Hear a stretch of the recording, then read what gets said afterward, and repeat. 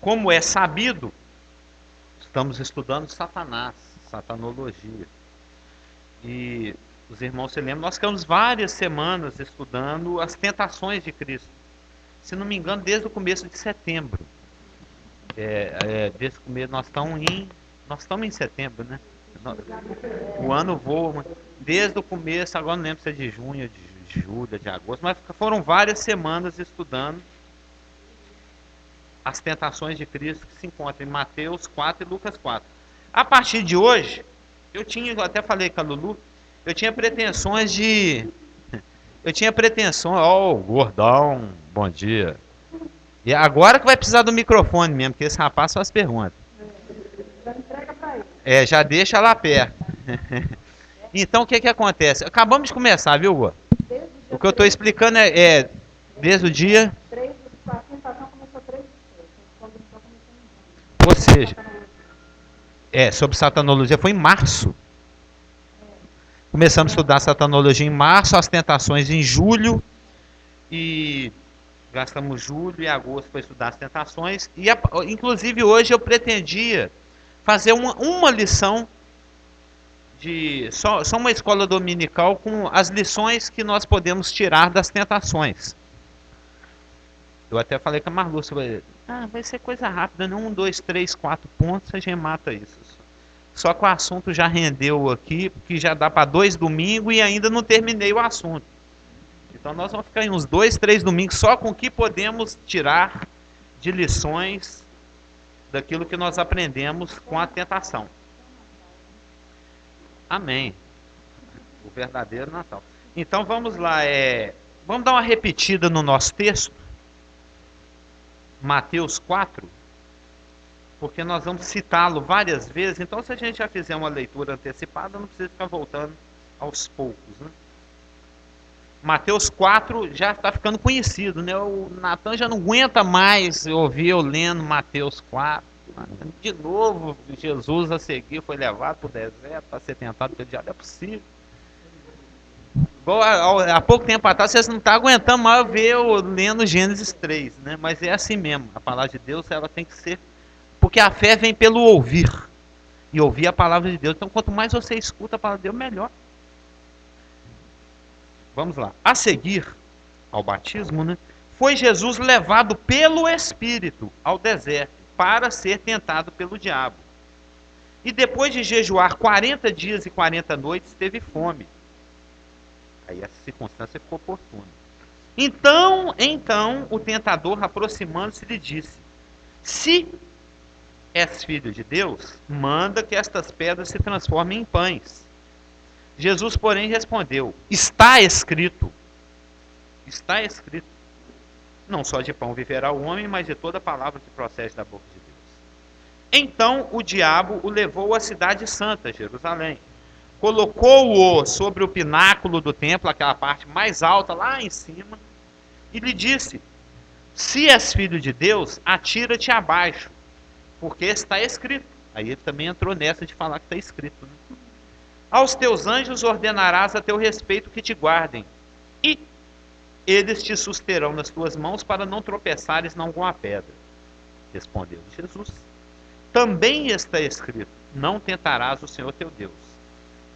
Levou-o ainda o diabo a um monte muito alto, mostrou-lhe todos os reinos do mundo e a glória deles, e lhe disse: tudo isso te darei, se prostrado me adorares. Então Jesus lhe ordenou: retira-te, Satanás, porque está escrito, ao Senhor teu Deus adorarás, e só a ele darás culto. Com isso o deixou o diabo, e eis que vieram anjos e o serviam.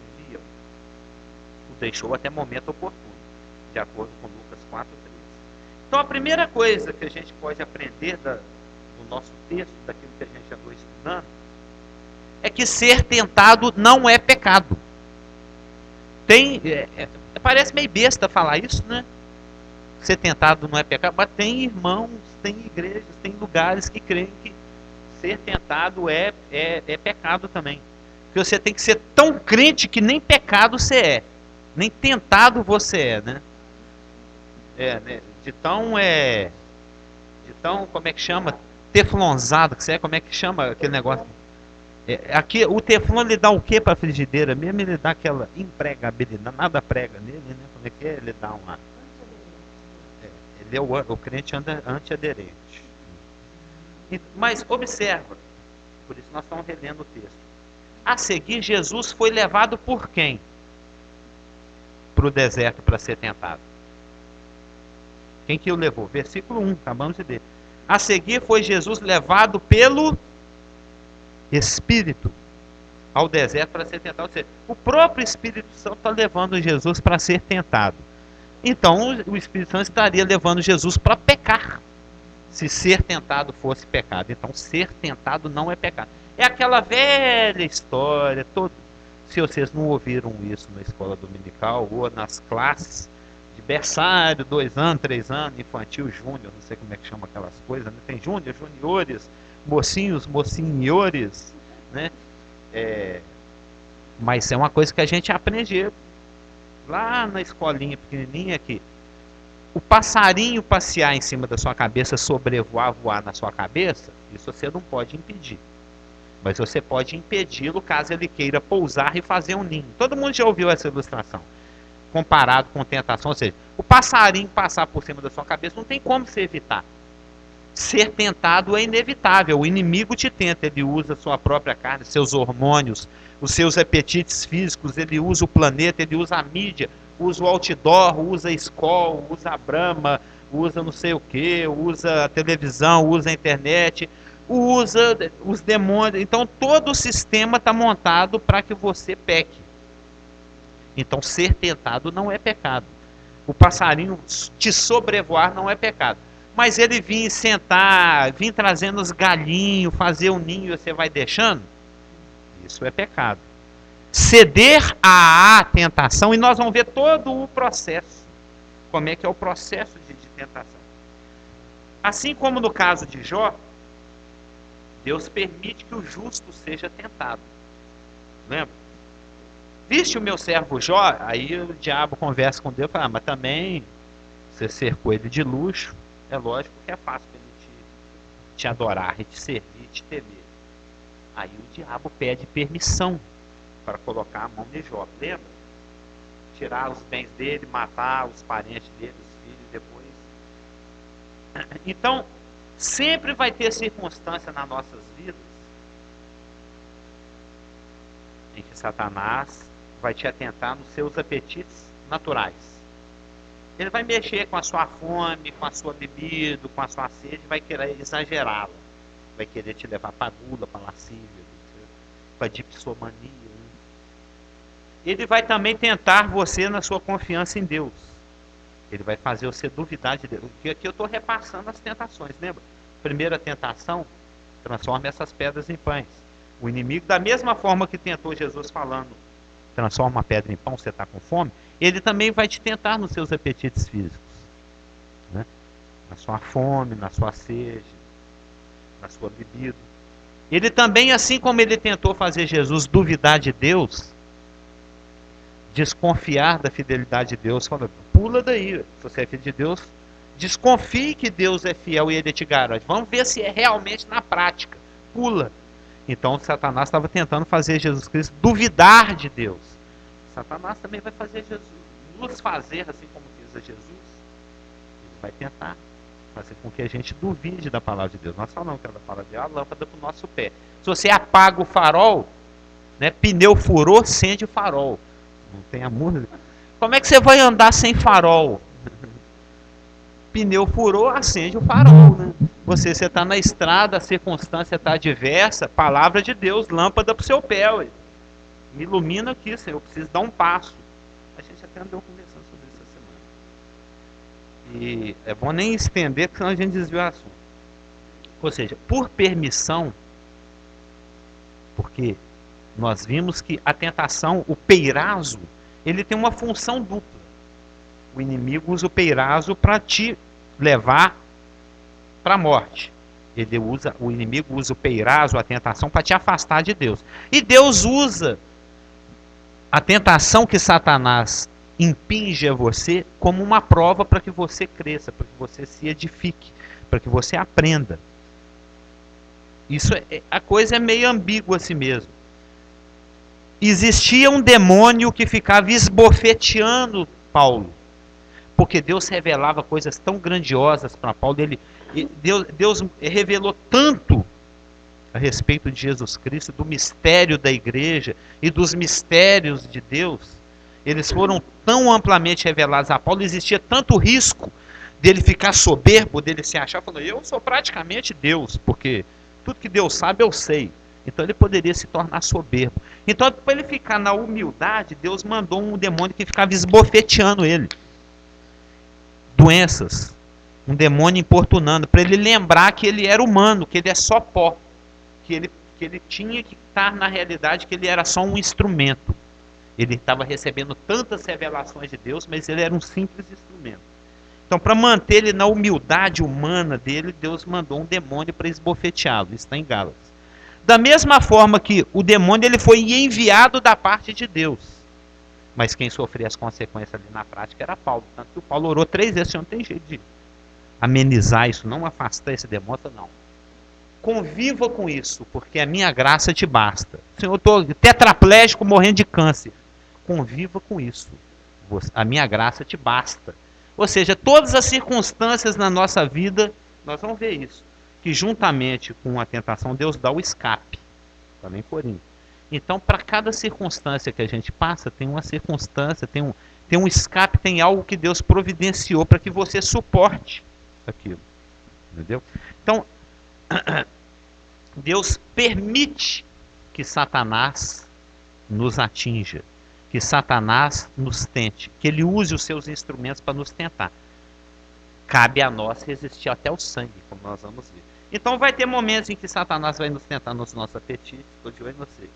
Que ele vai tentar nos fazer duvidar de Deus, desconfiar de Deus, assim como a segunda tentação, em que ele também vai propor que nós atinjamos metas divinas usando o esforço natural, o homem humano. Lembra do Ataiá, a terceira tentação? Chegar lá na glória do reino, ser rei, sem passar pela cruz. Vai ter momentos também, da mesma forma como na primeira tentação ele vai nos tentar nos apetites físicos, da mesma forma como na segunda tentação, o do pula, que ele vai fazer nos fazer duvidar de Deus, e assim como na terceira tentação, que ele tentou fazer Jesus evitar a cruz, ele vai sugerir que nós façamos o trabalho divino na força do Carlos Hamilton.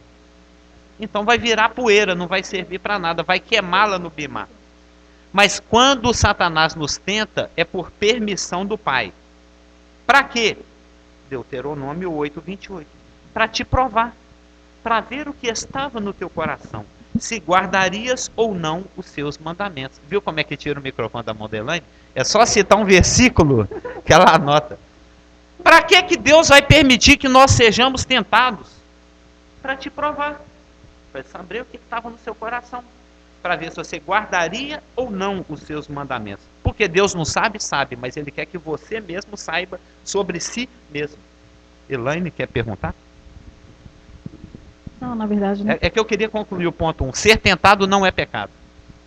Não, eu só queria fazer um comentário que isso que você está falando vai até na contramão do que está sendo ensinado hoje em dia, né? Que o que tá sendo... Tudo que se ensina hoje em dia está na contramão da Bíblia. Exatamente, porque o pensamento é que, não, se você realmente é um crentaço, está com Deus, nada vai dar errado. Não existe crentaço. Né? Existe um monte de homens, qual Elias, sujeito às mesmas... É aquele comedor de feijão igual nós mesmos, mas que por fé no Senhor. Não, Deus não mente, então o que Ele falou é verdade e você age em cima do que Deus falou. Exatamente, e o que tem sido ensinado é o contrário, né? Sempre. Que, nossa, se você está com algum problema, que você não é aquele crente, assim, que você brastemp, né? Que você devia ser. O Jó passou por isso. Exatamente. Vieram 3 lá e ficaram nhe, no ouvido dele.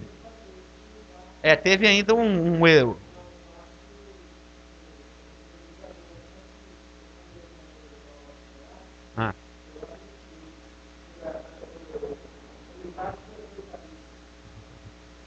Mas tinha um quarto lá, não tinha? O mais novinho de todos. Esqueci de trazer o Nessinho. Não, mas pode. Então, lembra, Jó passou porque ele passou por permissão do Senhor. E por que Deus permite? Para o seu crescimento. Ou seja, Satanás acha que está trabalhando para ele mesmo, mas no final das contas ele está trabalhando para Deus. Tudo trabalha para Deus. Deus é soberano. Deus não... Ai meu Deus, o Adão comeu da fruta. Como é que eu faço agora? Ele não é pego de surpresa. Número 2. Se o primeiro ponto que a gente pode destacar é que ser tentado não é pecado. Ponto número 2, é lógico. Isso foi muito bem falado, né, Elaine, na questão da novela. Satanás nos ataca nas nossas fraquezas. E no momento oportuno. Observa o texto. Depois de jejuar 40 dias e 40 noites, teve fome. Falando de Jesus. Então, o tentador aproximando-se. Por que ele não chegou no primeiro dia? Porque Jesus ainda estava alimentado. Por que ele esperou o momento oportuno? Eu vou esperar a hora que o Isaac chutar a pedra, na hora que ele estiver xingando, aí eu jogo o dardo. Na hora que ele está aqui tocando violão, né, louvando, é lógico, nós vamos falar mais disso. Aliás, já falamos muito disso, né? A circunstância oportuna. Satanás nos ataca nas nossas fraquezas e no momento oportuno. Então, como é que eu posso resistir à tentação? Nós vimos aqui. De que forma que o Senhor resistiu à tentação? De que forma? Sim. Fé em quê? Resistiu na fé, na palavra. Como é que você resiste à tentação? Confiando na palavra de Deus. Toda tentação, todo dardo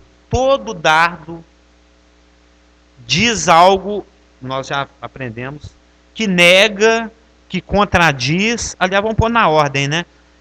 Que põe em dúvida, que contradiz ou que nega a palavra de Deus. Todo dardo vem na contramão da palavra de Deus. Todo dardo fala algo ao contrário do que Deus fala. Porque um é falando, certamente morrerás, o outro está falando, é certo que não morrereis. A todo instante na nossa vida nós vamos ter que tomar uma decisão. Quem está mentindo? Deus ou o diabo? E conforme a nossa decisão, você vai decidir. Deus está mentindo, o diabo está mentindo. Se você cede à tentação, você acabou de falar, Deus é mentiroso e o diabo é verdadeiro. Se você resiste na palavra, né, uso o bate-fino, lembra do bate-fino? Suas balas não me atingem, minhas asas são como uma couraça de aço. Ele deve lembrar. Lembra do bate-fino, ô gordão? As balas dos bandidos não chegavam até o bate-fino. O bate-fino era um morcego herói. Então ele tinha as asas de morcego, ele levantava a asa de aço dele assim, e falava assim, suas balas não me atingem, minhas asas são como uma couraça de aço. Lembra? Olha, eu achei o Sminogood na internet. Ou Quero Ser Califa no Lugar do Califa. Você sabe quando era publicado? Em 1961. Por isso que vocês não lembram. Mas então, como é que você resiste à tentação? Confiando na palavra de Deus. Veio uma projeção, nós vamos chegar no versículo. Não vos veio tentação, 1 Coríntios 10, 13. Não nos veio tentação que não fosse humano, mas junto com cada tentação o Senhor providencia também o escape. Qual que é o escape? A gente pensa deve ser algo sobrenatural, né? Não é. É o Espírito Santo te lembrando. O escape é o Espírito Santo te lembrando um princípio bíblico que neutraliza a ideia satânica. Satanás joga o dardo. Sexo antes do casamento é normal hoje em dia. Satanás joga esse pensamento. Tem gente nesse momento que está lutando contra isso. Quem é o mentiroso, hein? Deus ou Satanás? Tem gente que nessa hora está pensando que Satanás jogou o dardo. Sexo antes do casamento não tem nada a ver. Hoje em dia é normal. Hoje em dia é normal. Anormal é... Você vai casar virgem? Você tá doida, menina? Né? Hoje em dia é o contrário. Hoje em dia é o contrário. Satanás vai jogar o dardo. Né? Satanás joga o dardo. Na mesma hora em que o dardo chega à sua mente, o Espírito Santo te lembra um princípio bíblico. Né? Sede santo porque o Senhor é santo, por exemplo. Separa. Anda de uma forma diferente como o mundo anda, porque você causa impacto. Eles vão falar, por que eles não estão andando? Tem versículo que fala isso.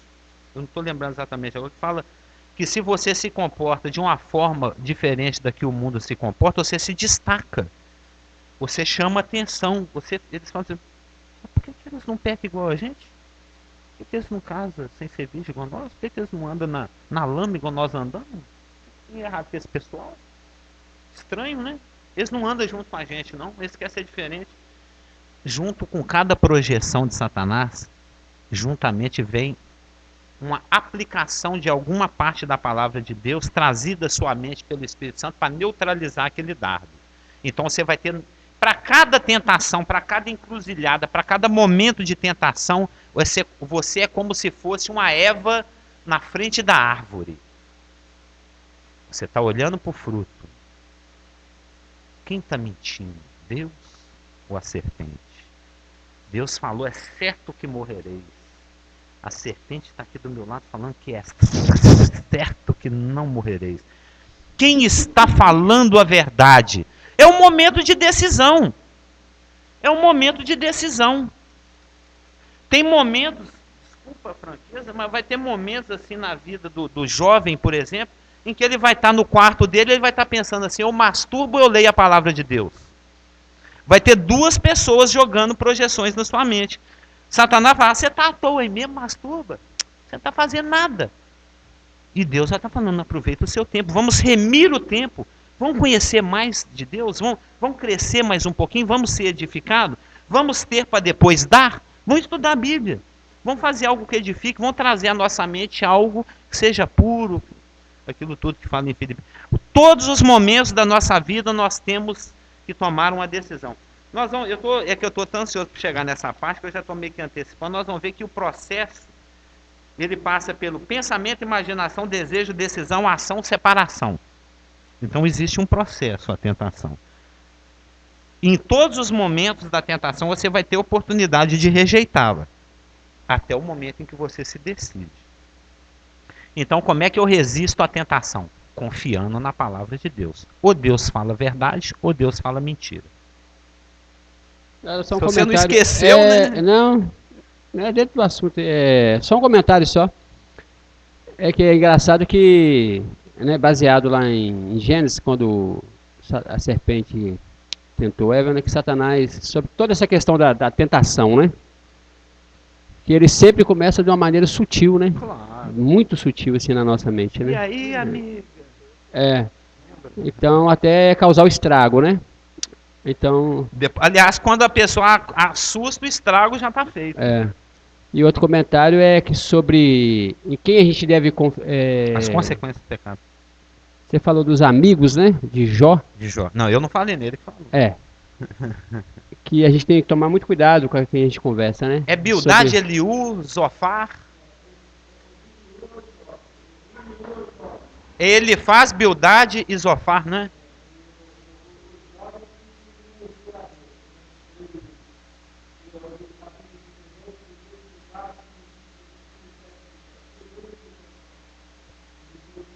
Ele é meio Jeroboão, aquele rapaz.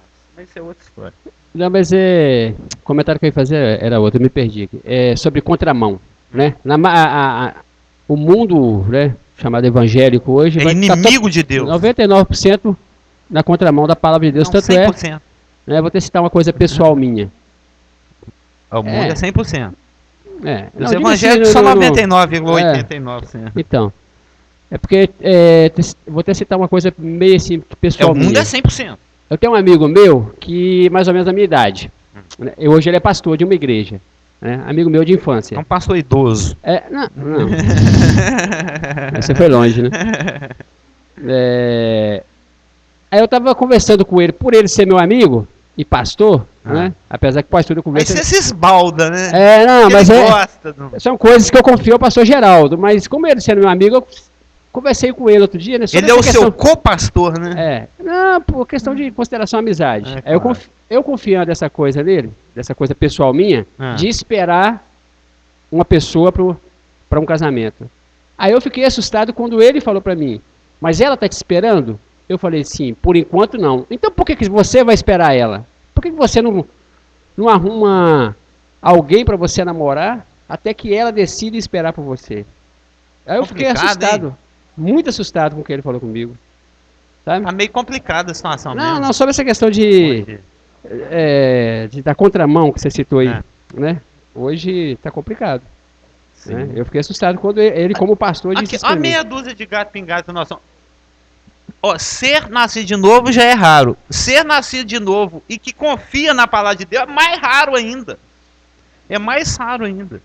Então você muitas vezes vai ouvir conselhos que aparentemente não está assim 100% na palavra. O dele não estava 0,0%, né? Não é 100, né? Pois é.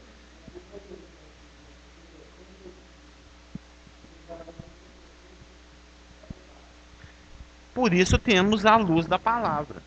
Aliás, a gente não precisa de ninguém. Na realidade, cada nascer de novo é autônomo nesse sentido de ser edificado por Deus e ter o Espírito Santo morando. O pastor existe por outras questões. Mas nós temos a mente de Cristo e a gente consegue decidir sozinho. Sabedoria, com certeza. Por isso, nós vamos ver uma das formas que nós vamos ver. Tem coisinhas também que a gente pode fazer para despotencializar a tentação. Tem coisinhas que a gente pode, depois de ver quais lições a gente pode aprender com a tentação, tem coisinhas também que a gente pode, por exemplo, eu até chamei aqui de táticas e armas auxiliares, né? Para te auxiliar nessa vitória. Só antecipando um pouquinho, puxando dentro do assunto que você falou. Uma das coisas, um dos procedimentos que você pode adotar, por exemplo, para despotencializar o pecado, para dificultar o trabalho de Satanás, por exemplo, é se afastar das fontes de tentação. É aquilo que eu estava até falando com a Lulu, ele falou hoje lá na escola do meu, que eu vou falar o seguinte, se der tempo, né? Está dando porque eu estou indo lá para o final da lição. Existe, ela gosta da coisa ipsiliteris, né, ao pé da letra. Existem ainda, porque isso é lá no final da lição, por isso que tem um ainda, viu? Existem ainda algumas táticas e armas auxiliares. Por exemplo, nós estamos falando de tentação, que lições que a gente pode tirar das tentações de Cristo. A primeira é que ser tentado não é pecado. A segunda é que Satanás nos ataca nas nossas fraquezas em momentos oportunos. E o terceiro é como é que eu resisto à tentação, confiando na palavra de Deus. Aí, devido à pergunta dele, eu estou dando uma adiantada aqui. Uma das coisas a mais que você pode fazer, confiar na palavra de Deus já é suficiente para você vencer a tentação. Aliás, só se vence a tentação com a palavra. Mas se a pessoa for sábia, que o pastor lhe falou, na multidão de conselheiros, a sabedoria.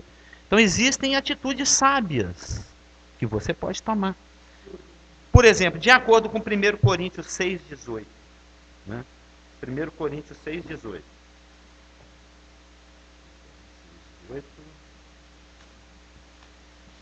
1 Coríntios 6,18 diz o seguinte. Fugir, ó, da linha, sair correndo. Fugir da impureza. Qualquer outro pecado que uma pessoa cometer é fora do corpo. Mas aquele que pratica a porneia, né? Ou seja, o sexo antes do casamento, peca contra o próprio corpo. Aquele que pratica a imoralidade. 2 Timóteo 2,22. Isso são exemplos de versículos, são vários, que nos mostram que é sensato você se afastar das fontes de tentação. É sensato. Ajuda, dificulta o inimigo e ajuda o Espírito Santo. Por exemplo, versículo 22 de Timóteo, 2 Timóteo 2. Tudo 2, né? 2 Timóteo 2, 22. Foge. E quando você estuda essas palavras no grego, fugir é o pivete correndo da polícia.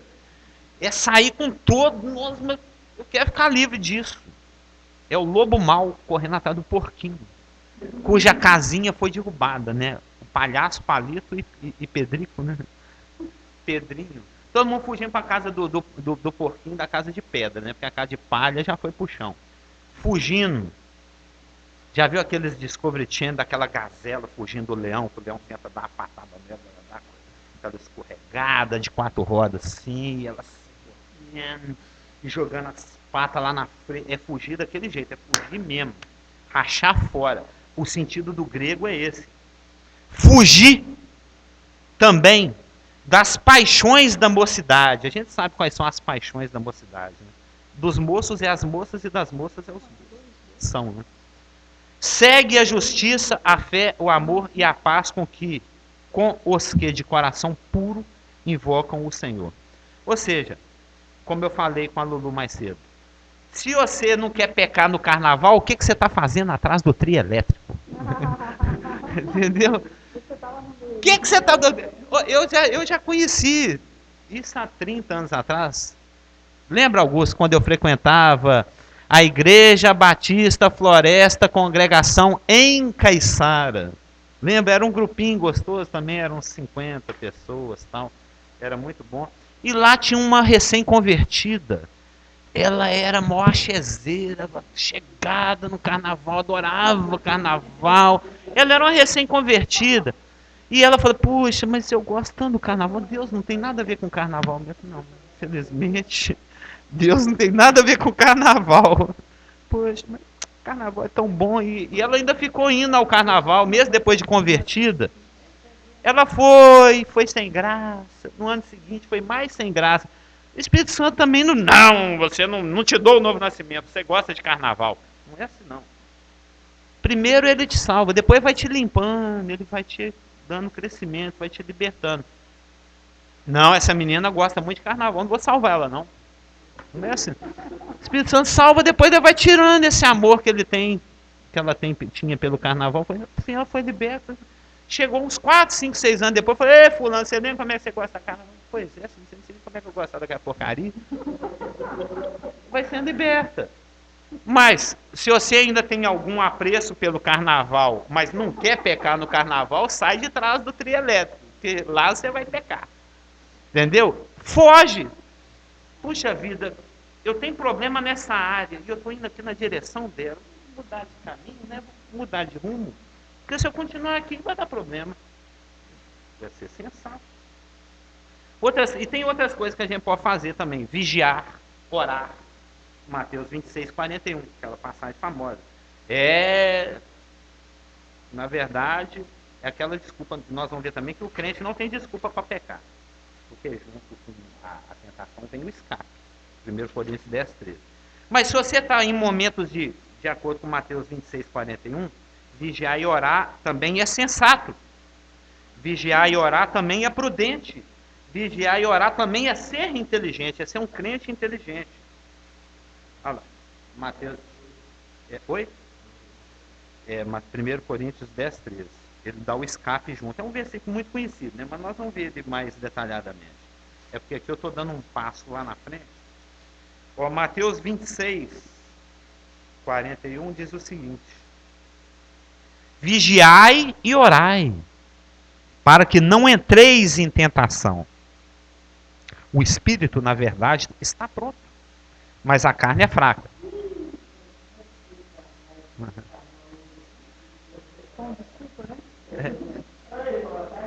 Mas 1 Coríntios 10, 13 fala que não vos sobreveio tentação que não fosse humana. Junto com a tentação, o Senhor dá o escape, ou seja, o Espírito Santo te lembra o versículo, né?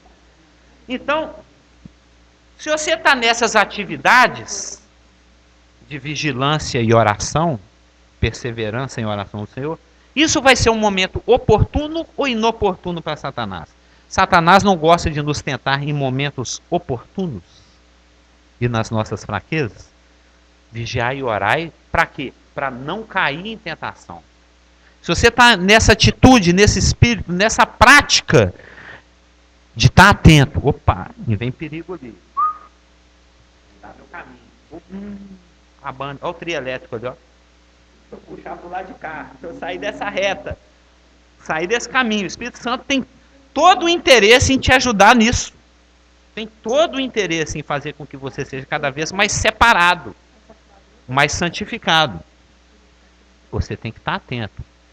Quem está mentindo, certo que morrereis, certo que não morrereis.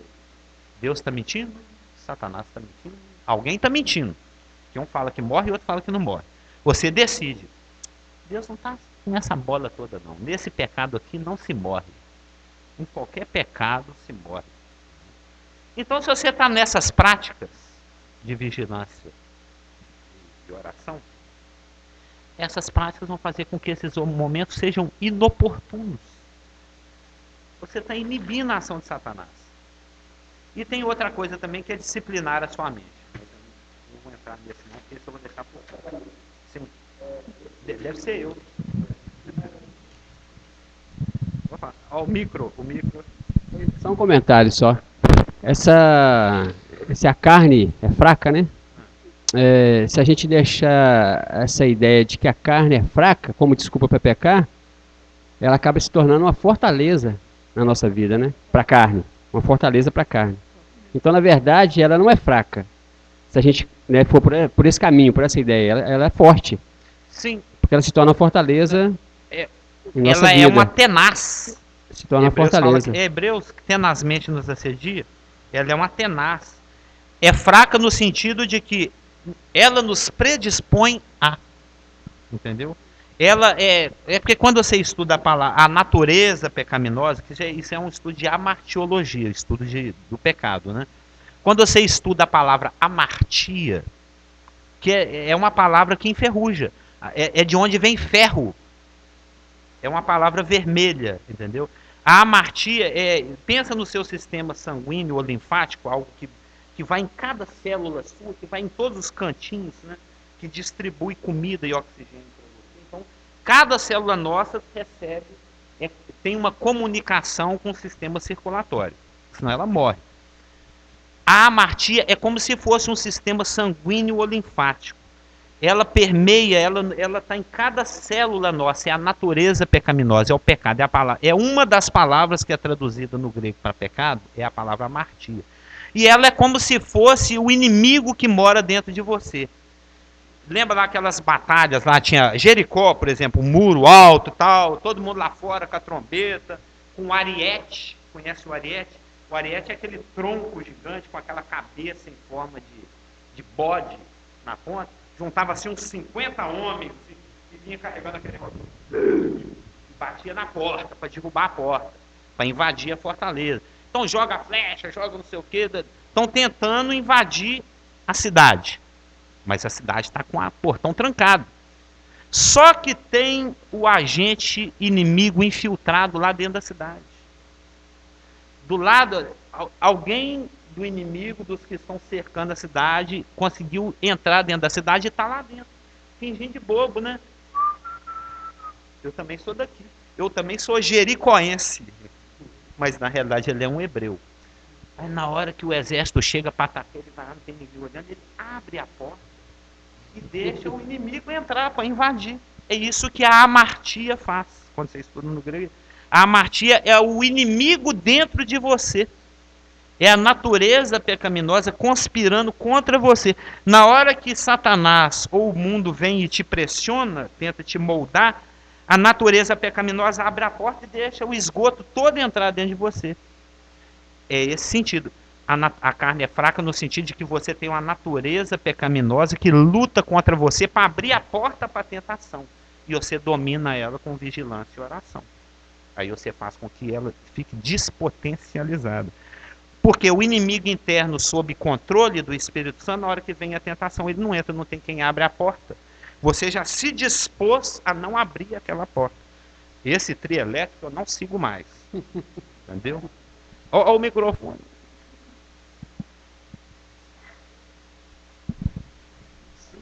A Bíblia fala que a gente tem a semente do pecado, não é isso? É disso mesmo que nós estamos falando, da natureza pecaminosa. Sim.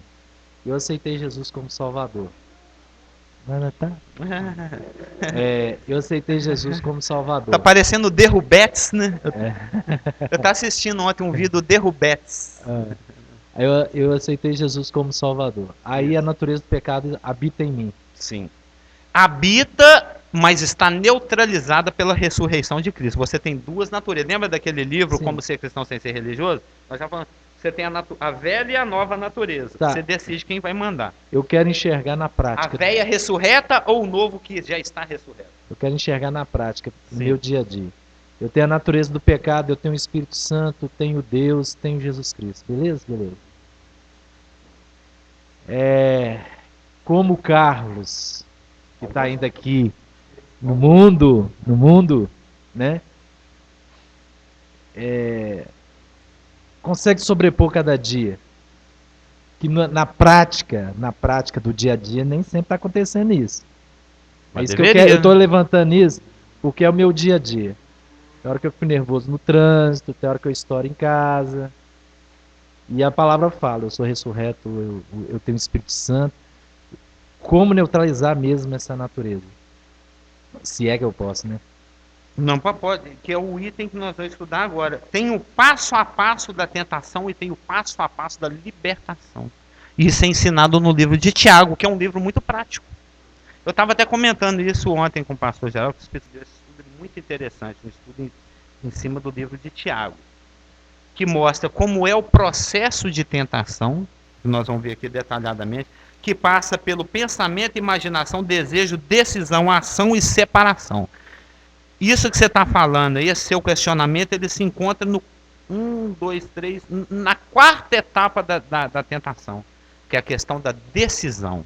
É nesse momento que você peca, não é quando você age, é na hora que você decide. Satanás pecou no momento em que ele decidiu ser igual a Deus. Aí, a partir do momento que ele tomou essa decisão, ele começou a tomar ações para concretizar essa decisão que ele tomou. No momento em que você toma uma decisão, Deus é mentiroso, Satanás é verdadeiro, aí você começa a tomar ações que concretizam essa decisão que você tomou. Mas para essa decisão chegar a acontecer, ela já passou pelo processo de dardo, que é uma sugestão satânica, ela já se transformou numa imaginação, num pensamento, depois ela se transforma numa imaginação, depois num desejo, aí você fica ali. Morde ou não morde? Sente o gosto ou não sente? Peca ou não peca? Aí você decide dentro do seu coração. Vou pecar. Aí agora é só fazer. É aquele processo lá de Tiago. Cada um, quando é tentado pela sua própria cobiça, quando é o atrás seduz. Então essa, após ter concebido, dá à luz o pecado. O pecado, uma vez consumado, gera a morte. É o estudo desses dois versículos detalhadamente, que vai responder isso que você está perguntando. Mas na prática, como é que eu faço? Né? Porque também, outra coisa que eu vivo assim, meio em conflito comigo mesmo, assim, eu não peco de acordo com o que a Bíblia fala. Você peca, né? Não, eu não. Você não está falando que não peca de jeito nenhum, não, né? Senão você Mas acabou de negar primeiro João, né? Sim, Que fala sim. que fala que não peca é mentira. É uma coisa que eu tenho conflito. É. Porque, se é que eu entendi algumas vezes que eu estive na escola dominical, nós não pecamos.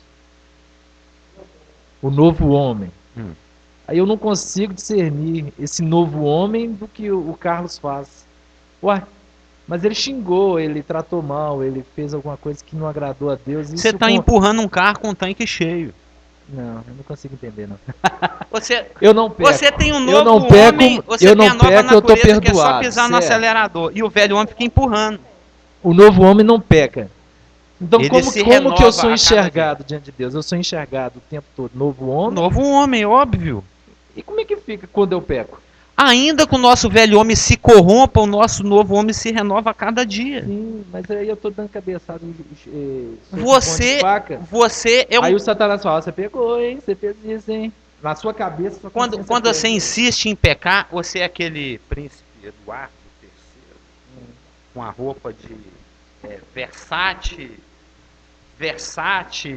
de sapato de pelica do arminho irlandês, com perfume, não sei o que, chega todo chique.